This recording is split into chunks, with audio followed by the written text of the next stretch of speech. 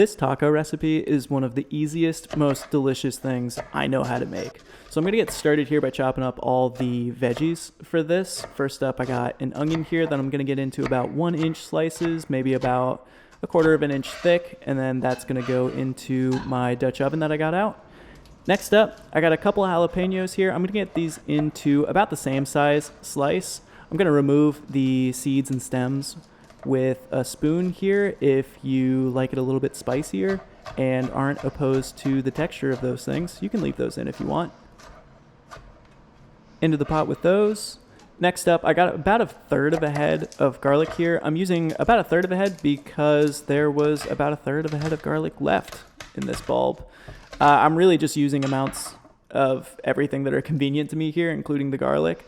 You can use more, you can use less, you can use no garlic if you really want to. So I'm going to get this into a fairly fine mince. I'm not too worried about it because it's going to cook a long time.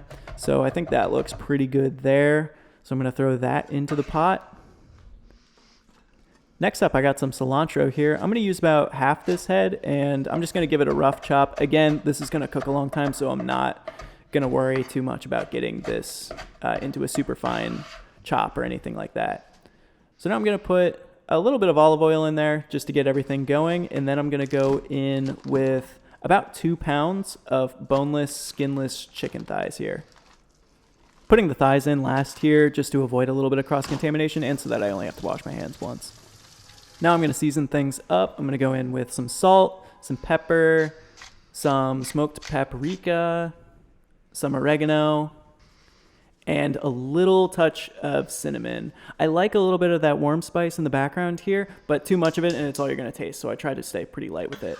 So heat's on here. I'm just going to give everything a mix to get everything coated in that olive oil and the seasonings here. And then I'm going to throw the lid on. And while that warms up, I'm going to start toasting some whole cumin and coriander seeds. You can use pre-ground for this, but I have the whole spices and some time to toast them up. So I'm going to go ahead and do that. So I'm going to swirl these around in a hot pan until I see the first signs of smoke coming off of them. And that looks good there. So I'm going to throw them into my mortar and pestle here. Sometimes I think that the toasting process also makes the spices a little bit more brittle, which makes them a little easier to grind into a fine powder. So that's another reason I kind of like to toast them, besides the flavor that it adds. So into the pot with those, and I'm just going to give them a quick stir. A lot of recipes for this type of preparation I see also call for some sort of added stock, and I never really understood why, because I'm going to throw the lid on here, and then this is going to be about 20 minutes later. You can see how much liquid comes out of all of those veggies and the chicken. You really don't need to add any liquid up front. Just give it a couple minutes and it'll baste itself. So here I'm trying to see how far along it is. I can break it up with a wooden spoon, but I can feel some resistance there. So I'm going to give it a little while longer. So another 10 or 15 minutes later here, and it's not falling apart yet, which is good, but it is breaking apart very easily. So I'm going to leave the lid off now and crank the heat up. I'm also going to wash my utensils here. Since everything's cooked through to avoid cross-contamination, I'm just going to go ahead and wash them now. And then I'm going to get started on some toppings for my tacos here. First up, I'm going to finely dice up half of this white onion here. I want it pretty fine. It's going to go on raw, so I want to make sure it's relatively fine. And then I'm going to chop up the other half of this head of cilantro I got. Also going to get this pretty fine. This combo of diced up onions and cilantro is pretty essential, in my opinion, to any good taco, so I always make sure I have it on hand when I'm making tacos. I'm going to go ahead and mix the onions and cilantro together ahead of time because I know everybody in my household likes onions and cilantro. If you have any cilantro haters in your life, you can certainly leave them separately. That's fine. All right, the other essential thing for tacos, in my opinion, is wedges of lime to squeeze up. So I'm going to chop that up there. And then the last thing I'm going to prep here is some cotija cheese. I'm just going to hack off a chunk of this here and crumble it ahead of time so that it's ready to go later. Checking in on my chicken here. So I have two goals with the chicken right now. One is to start kind of working it over with that wooden spatula to break it up into smaller pieces. And two is to evaporate off all of that excess liquid in there so that we can begin to brown it a little bit. So about 5 or 10 minutes later here, and you can see that dark fond is starting to develop on the bottom of the pan. That's exactly what I want. I want some of that flavor in there. And you don't have to worry about this mixture drying out. There's so much fat and collagen in the chicken thighs themselves that it's not going to dry out. It's going to stay juicy no matter what.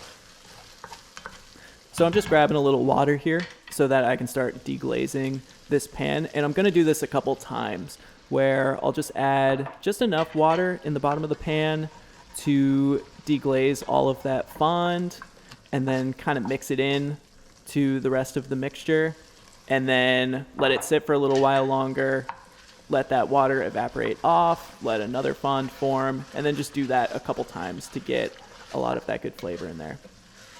You can do this step too with chicken stock if you really wanted to, but the water's fine.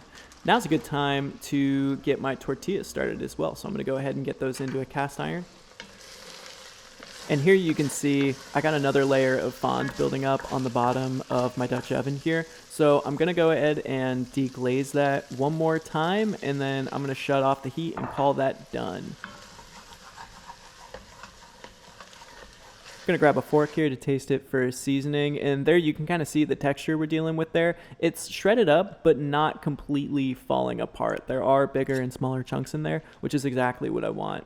And the seasoning tastes great on that, so I'm just going to throw the lid on it and push it to the side while I finish up these tortillas.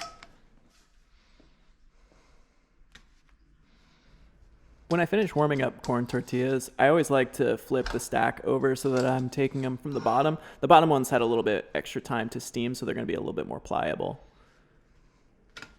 So I'm going to go with 3 tortillas here. That's a pretty good meal size to me. And then I'm going to start with some of this chicken here, maybe just about a couple tablespoons of chicken on each, maybe a little bit more. These are pretty small tacos, so I'm going to keep it pretty light there. Next up, I'm going to go on with some of my onions and cilantro here. I also had some pickled red onions on hand, so I'm going to go on with those. Pickled red onions on tacos are awesome. They provide a ton of crunch and acidity, which is a welcome addition to the meat mixture that we have going here. Next, I'm going to do some of this cotija here. Cotija is a pretty salty, funky cheese. If you're not into that, you can use something like queso fresco or no cheese at all. Going to get a squeeze of lime on there for a little extra acidity as well. And then the last thing I'm going to add here is some hot sauce. I'm using Cholula here. Obviously, any sort of Mexican hot sauce is going to go great on these, but really any hot sauce that you have on hand that you like is going to work. These tacos are seriously amazing. They're so easy. They're so good. They're one of my favorite things in the world to eat. And you can see in the pot in the back there how much chicken you can make with such little effort. The leftovers of these are incredible. You can use them for just about anything. Anywhere where you would eat chicken, you can use this chicken. So I hope you're able to give it a try sometime. Let me know how it goes. Thanks.